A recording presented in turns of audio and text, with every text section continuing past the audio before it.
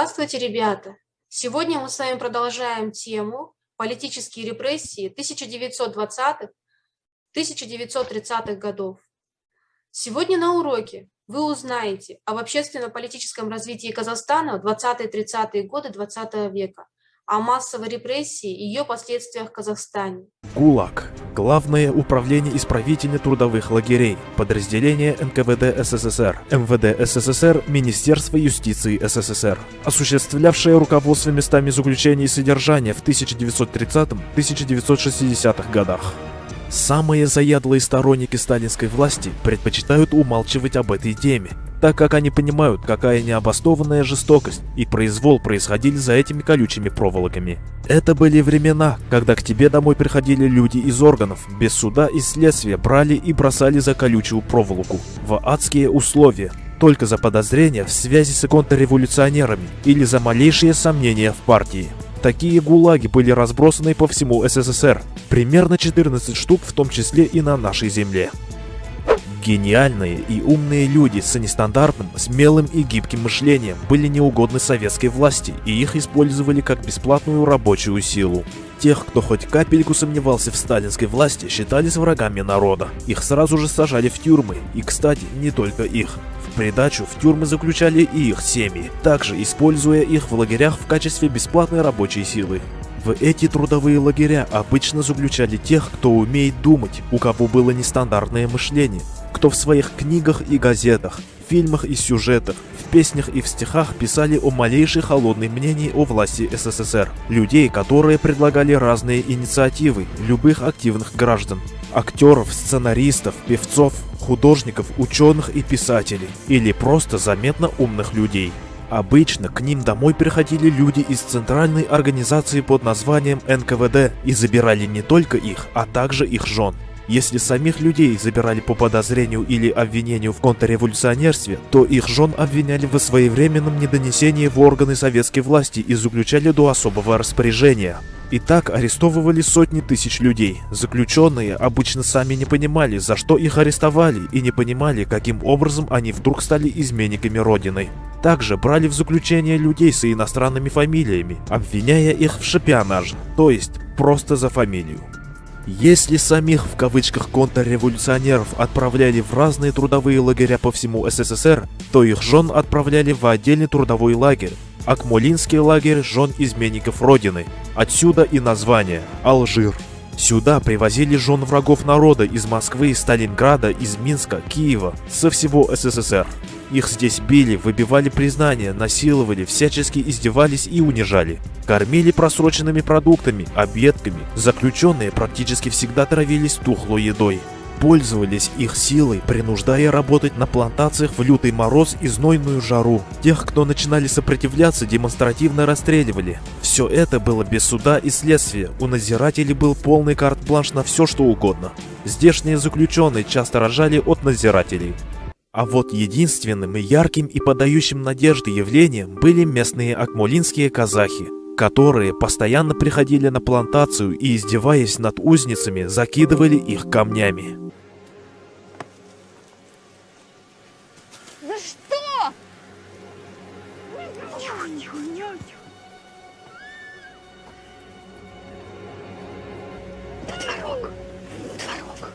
Творог забирай.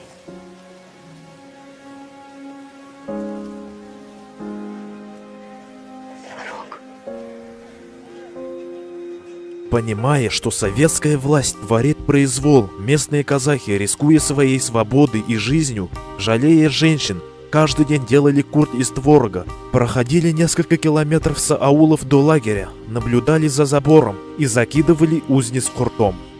Один народ, одна страна, одна судьба. Ребята, мы с вами посмотрели видеоролик «Алжир».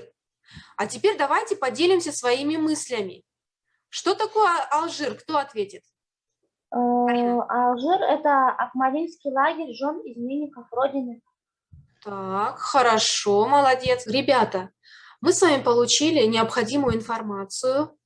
И теперь мы с вами отправляемся на экскурсию в город Акмолинск, тюрьма для мам, с целью посетить знаменитый музей лагеря для жен изменников Родины.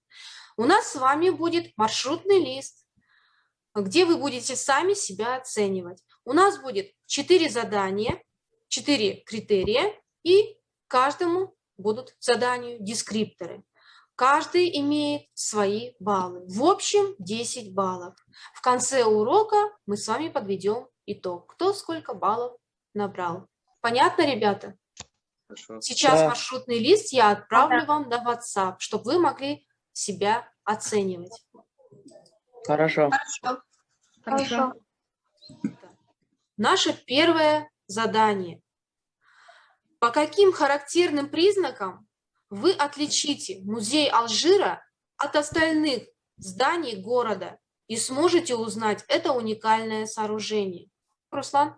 Музей, здание которого выполнено в форме усеченного конуса. Это своего рода шкатулка с тайнами, хранительница печали. В здании нет окон, свет падает на экспонаты сверху, словно приподнимая завесу тайны.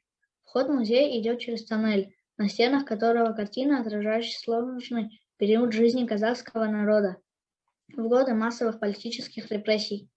Так, спасибо, хорошо, Руслан, молодец. Не забывайте оценивать себя на маршрутном листе.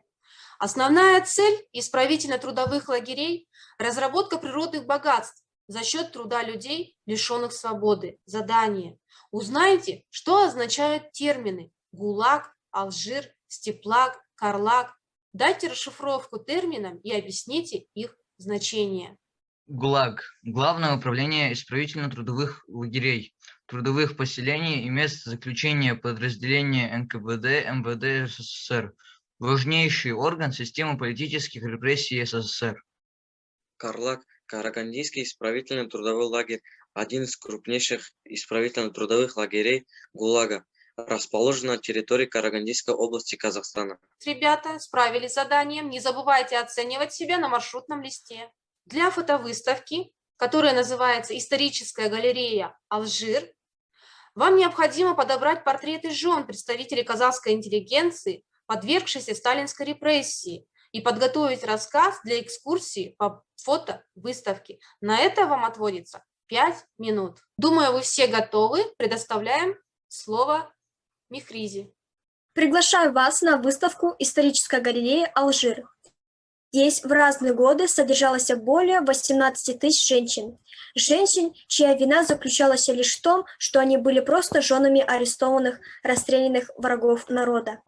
Здесь в заключении находилась Азиза Рискулова и ее мать Арифа Есенгулова, Дамир Жургенева, Рабига Асфендиярова, певица Лидия Русланова, актриса немого кино Лидия Френкель, писательница Галина Серебрякова, женщины из семьи расстрелянного маршала Михаила Тухачевского. Таков музей-мемориальный комплекс «Алжир», один из музеев Казахстана, посвященных политическим репрессиям. Общая память о совместно прожитых временах – это то основание, на котором покоится межнациональное согласие. Молодцы, ребята, вы справились с заданием. Не забывайте оценивать себя на маршрутном листе. Ребята, мы с вами прошли обширную тему – сталинские репрессии. И чтобы подытожить тему, у нас с вами 4-е – путешествие, творческое задание. Патриотизм наших предков достоин восхищения. Что нужно делать, чтобы быть патриотом своей страны? Ваше задание – вам необходимо закончить фразу «Настоящий патриот должен или может». На это вам отводится 1 минута. Настоящий патриотизм – это не только любовь к родине, к семье, обычаям и традициям своей страны, но и когда ты не просто живешь в ней, но и пытаешься сделать что-нибудь для нее полезное и поддержать ее во всем. Также настоящий патриот должен любить свою родину и быть преданным своему народу, быть готовым на подвиги во имя интересам своей же родины. Настоящий патриот должен любить свою родину не за то, что он дает ему какие-то блага и привилегии, а потому что это его родина, и он верен ей в самые тяжелые минуты. Спасибо, ребята. Не забывайте оценить себя в маршрутном листе. Подводя итог, я хочу сказать вам следующее. История учит, что только победа подлинно гуманного общества приоритет общечеловеческих ценностей может избавить человечество от повторения подобных преступлений. Давайте подведем итог урока. Перед вами лесенка, называется лесенка успеха. Вам сейчас нужно отметить, на какой ступени вы находитесь. Мы с вами подвели итог урока, да? Все выбрали верхнюю лесенку, да? Все было понятно. Думаю, что вы сегодня очень хорошо справились с заданиями. Теперь отметьте на маршрутном листе, подведите итог и отправьте мне в WhatsApp, чтобы я могла посмотреть ваши баллы. Хорошо, ребята? Да. До свидания.